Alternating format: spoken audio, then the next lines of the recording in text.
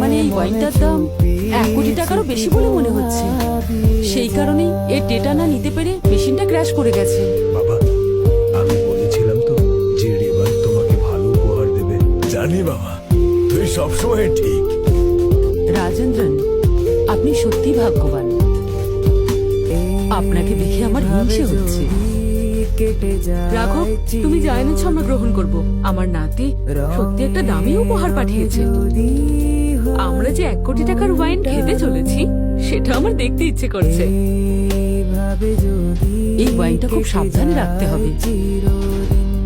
এই ওয়াইনটার দাম তো মনে হচ্ছে এই বাড়িটার থেকেও বেশি।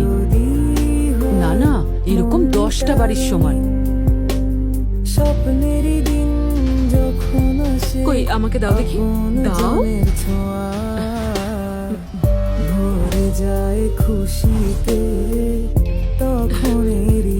মাথা তো ঘুরে যাচ্ছে। 1 কোটি টাকার ওয়াইন হাতে ধরে আছি আমি। কোন ধনী ব্যক্তি এত দামি ওয়াইন আগে কখনো উপহার দেয়নি। এখন তুমি এখানে সব থেকে বেশি ধনী ব্যক্তি।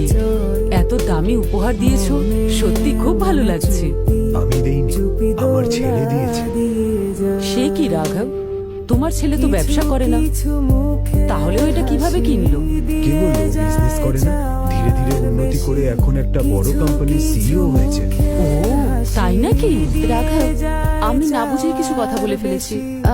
তুমি কিছু মনে করো না। তুমি বলতে চাইছিলে আমি মিথ্যে বলছি? আরে আমরা সবাই তো একই পরিবার। আমি তোমার কাছে ক্ষমা চাইছি। তুমি কি আমাকে ক্ষমা করে দিতে পারো? আমি যদি এই বাজিতে হেরে তোর কাছে ক্ষমা চাইতাম, তুই কি ক্ষমা করতিস? মেঘনা, কিরকম কথা এগুলো? ঠিক করে ক্ষমা চাও। রাঘব, তোর ছেলে তো একজন সাধারণ বিজনেসম্যান, তাহলে এত দামি ওয়াইন কিভাবে কিনলো?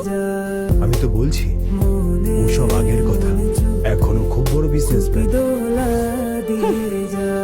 বড় বিজনেসম্যান?